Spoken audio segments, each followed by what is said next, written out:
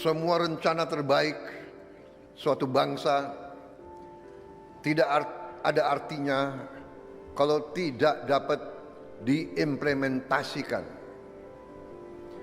Saudara-saudara sekalian, karena itu biasanya ciri khas negara yang gagal adalah tentara dan polisi yang gagal. Tentara dan polisi adalah bagian dari suatu negara yang memiliki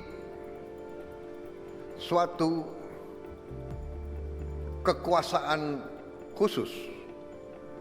Tentara dan polisi diberi kekuasaan oleh negara untuk memegang monopoli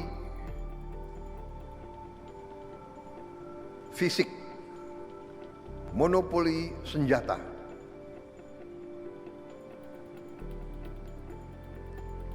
Kekuasaan ini sangat besar. Rakyat yang mempercayakan kekuasaan ini kepada saudara-saudara sekalian. Rakyat yang menggaji saudara.